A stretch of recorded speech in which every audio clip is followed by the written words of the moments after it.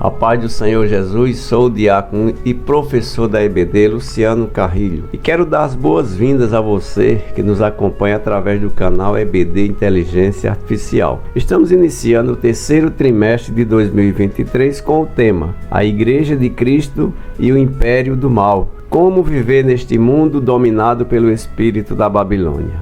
A lição número 3, que será ministrada no próximo domingo, 16 de julho, nas EBDs, tem como título O Perigo do Ensino Progressista. Texto áureo. Sabe, porém, isto, que nos últimos dias sobrevirão tempos trabalhosos. Segundo Timóteo, capítulo 3, versículo 1. Verdade prática. Os ensinos progressistas buscam desconstruir a fé cristã por dentro e afastar as pessoas do verdadeiro cristianismo bíblico, tornando-as meras militantes de causas sociais. Leitura bíblica em classe. Segundo Timóteo, capítulo 3, versículos de 1 ao 9. Sabe, porém, isto, que nos últimos dias sobrevirão tempos trabalhosos. Porque haverá homens amantes de si mesmos, avarentos, presunçosos, soberbos, blasfemos, desobedientes a pais e mães, ingratos, profanos, sem afeto natural, irreconciliáveis, caluniadores, incontinentes, cruéis, sem amor para com os bons, traidores, obstinados, orgulhosos, mais amigos dos deleites do que amigos de Deus, tendo aparência de piedade, mas negando a eficácia dela. Destes afasta-te. Porque deste número são os que se introduzem pelas casas e levam cativas mulheres nécias carregadas de pecados, levadas de várias concupiscências, que aprendem sempre e nunca podem chegar ao conhecimento da verdade. E, como Janes e Jambres resistiram a Moisés, assim também estes resistem à verdade, sendo homens corruptos de entendimento e réprobos quanto à fé. Não irão, porém, avante, porque a todos será manifesto o seu desvario, como também o foi o daqueles. Introdução. Queridos irmãos, nesta lição, vamos discutir os perigos do ensino progressista em relação à fé cristã bíblica. O ensino progressista abrange várias correntes, como o liberalismo teológico, o teísmo aberto, a teologia da libertação e suas derivações, como a teologia feminista, entre outros. O propósito fundamental desses movimentos teológicos é desmantelar a moral cristã, ou seja, minar a ortodoxia bíblica e corromper a fé dentro da igreja evangélica. Por isso, nesta lição, vamos ver como os ensinamentos progressistas enfraquecem a autoridade da Bíblia. Suas heresias propagam a ideia de que as escrituras contêm erros. Imagine que Deus não é soberano e que o sobrenatural é um mito. Eles também são indiferentes à doutrina bíblica do pecado. Eles relativizam os valores morais e defendem a necessidade de resignar a fé cristã. Como resultado disso, os ensinos progressistas levam à descaracterização do cristianismo bíblico. E por isso, nesta oportunidade, desta lição, vamos examinar alguns dos conceitos heréticos desses movimentos e também as formas espirituais pelas quais a igreja deve resistir aos seus efeitos negativos, conforme Judas 1 e o verso 23. Adentraremos agora nos tópicos e subtópicos da lição número 3. Primeiro tópico, a descaracterização do cristianismo. Segundo tópico, as teorias progressistas. E o terceiro tópico, refutando o ensino progressista. Primeiro tópico, a descaracterização do cristianismo. Primeiro subtópico, orientação moral. A expressão bíblica últimos dias refere-se ao período que antecede a volta de Cristo, sendo descrita como um tempo extremamente difícil, meus irmãos. Segundo Timóteo 3, verso 1. O apóstolo Paulo, aqui, ele alerta que o comportamento humano estará ligado à impiedade, caracterizado pela profunda degradação moral que acontecerá nos últimos dias. Segundo Timóteo 3, versículo 2 ao versículo 4. Portanto, a lista apresentada pelo apóstolo é uma descrição da escalada crescente dos pecados na sociedade. E com isso vem o enfraquecimento da doutrina bíblica e o relativismo, que não aceitam uma norma moral absoluta, extingam a má conduta da humanidade. O atual e alarmante crescimento do pecado é um indício de que já estamos vivendo nesses últimos dias. Apesar das investidas heréticas, a Bíblia nos exorta a viver em santidade, e isso em qualquer época da jornada cristã. 1 Pedro, capítulo 1, verso 15, verso 23 ao 25. Segundo subtópico, a introdução da ortodoxia. O ensino progressista representa um ataque teológico à ortodoxia bíblica. As suas teses reduzem o texto bíblico a um mero registro de experiências religiosas. Desse modo, o fundamento da fé cristã ele passa a ser questionado.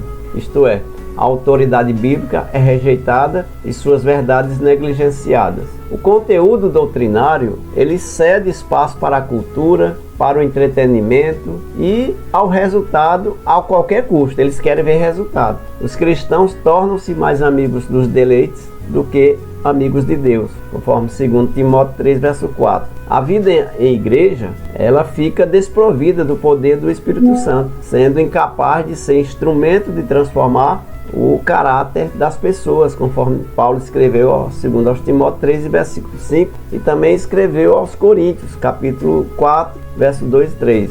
Portanto, não podemos negociar a verdade de que a Bíblia é a única revelação escrita de Deus inspirada pelo Espírito Santo e que é capaz de constranger a consciência dos pecadores. Então a gente não pode negociar essa verdade.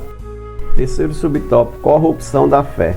Com o caráter humano maculado e a textura da ortodoxia promovidos pelo progressismo no ensino, o cristianismo e a fé bíblica são descaracterizados. Não por acaso, o apóstolo Paulo acrescenta as práticas dos falsos cristãos, lá em 2 Timóteo 3, verso 2 ao verso 4. A conduta repulsiva da luxúria e de várias concupiscências, 2 Timóteo 3, verso 6, os hereges cativam as pessoas por meio da sedução e do engano. Escravos que são das paixões, eles acreditam que os prazeres do corpo não podem contaminar a alma. Por isso, os pecados morais, a libertinagem e o abuso do corpo, para eles são tolerados, tais como a prostituição, a ideologia de gênero, as drogas, o aborto, o relativismo moral e tantos outros. O conhecimento da verdade, conforme 2 Timóteo 3, verso 7, por fim, o engano desses mestres e seus seguidores será objeto, com certeza, do juízo divino de Deus, conforme 2 Timóteo capítulo 3.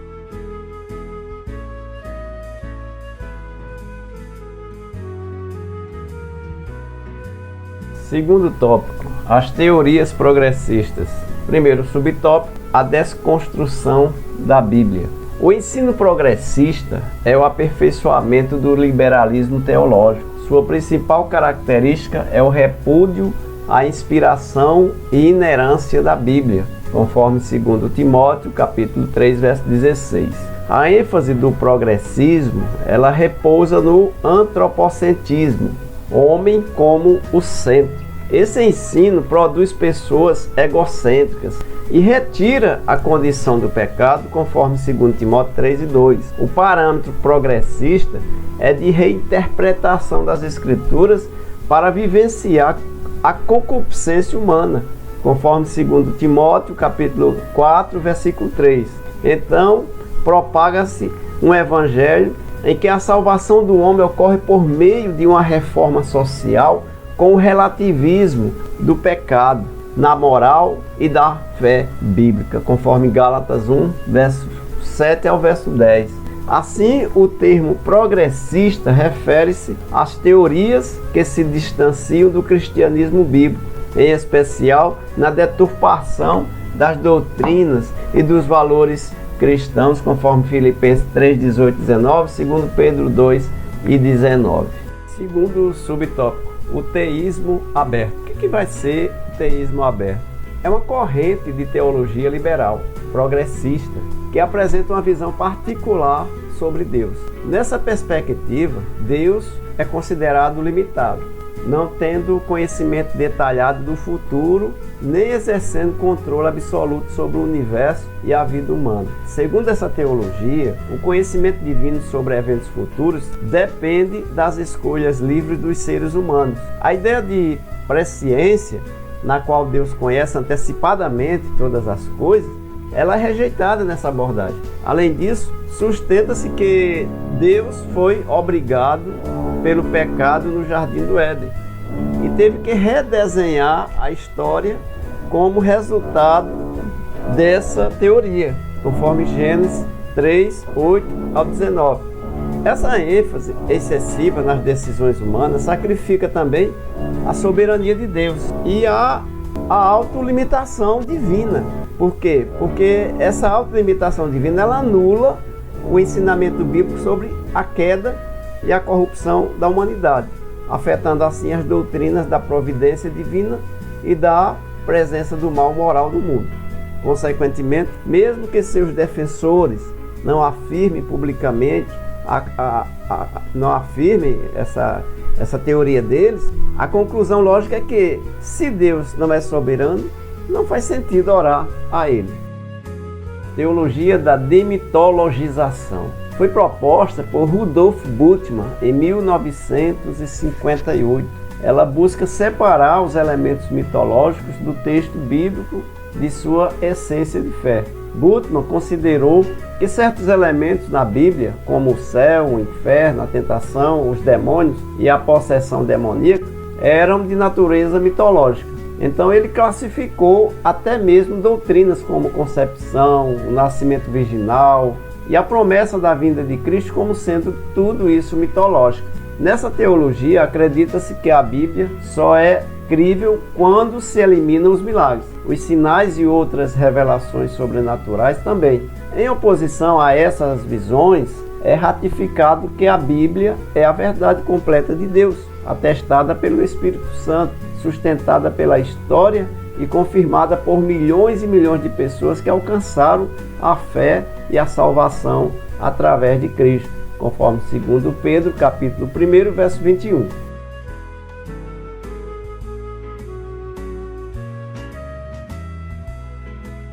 Terceiro tópico, refutando o ensino progressista. Primeiro subtópico, reafirmando a autoridade bíblica. É indispensável refutar o ensino progressista e reafirmar a doutrina da inspiração divina, verbal e plenária na inerrante palavra de Deus, conforme 2 Timóteo 3, 16, 17. Deveria validar o princípio da sola escritura, instituído na Reforma, que estabelece a Bíblia como a única regra infalível e autoridade final de fé e prática. Lutero enfatizava a necessidade de distinguir entre o que foi entregue por Deus nos textos sagrados e o que foi inventado pelos homens no contexto da pesada tradição romana da Idade Média.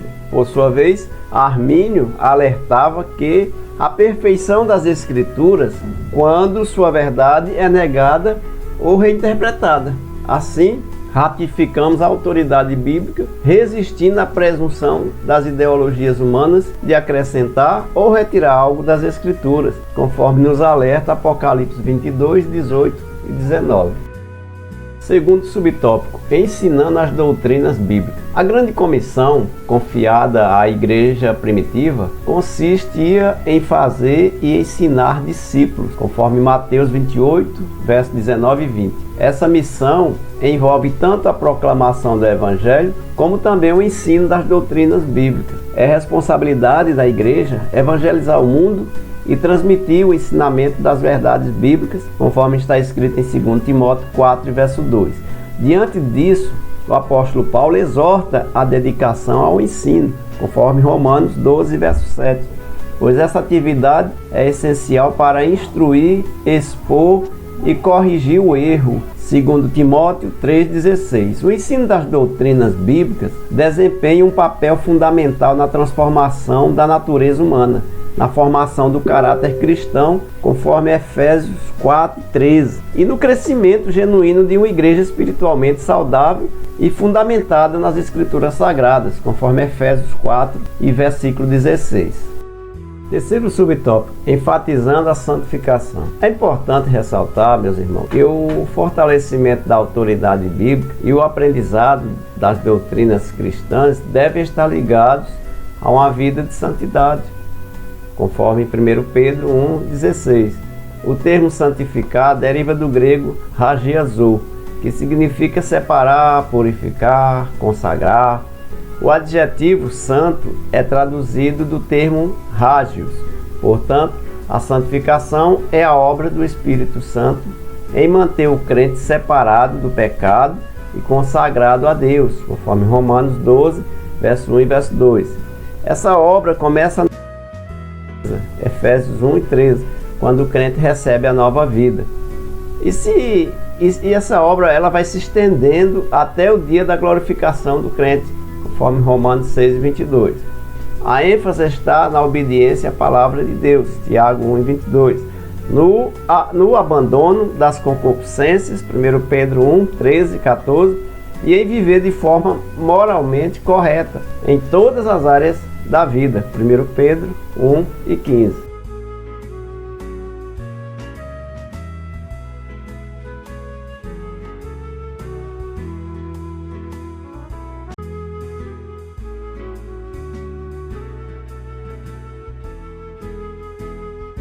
Queridos irmãos em Cristo, chegamos à nossa conclusão da lição número 3. A obra do Espírito Santo, ela é contínua e progressiva na vida do crente. Após reconhecer sua culpa diante de Deus, a pessoa passa pela segunda etapa de santificação pelo Espírito Santo, que é a conversão. Essa experiência, ela é instantânea e inclui santificação pelo Espírito Santo. É importante destacar também que a heresia progressista, ela critica as Escrituras e também ela enfraquece a ortodoxia bíblica, promove a frouxidão moral e afasta as pessoas do verdadeiro cristianismo. Diante disso, a postura da igreja deve ser de resistência à iniquidade e defesa da fé, exercitando os valores imutáveis e atemporais da Bíblia, através do poder de Deus na vida diária do salvo. 1 Coríntios, capítulo 2, versículo 4 e 5. Até a próxima, se assim Deus nos permitir.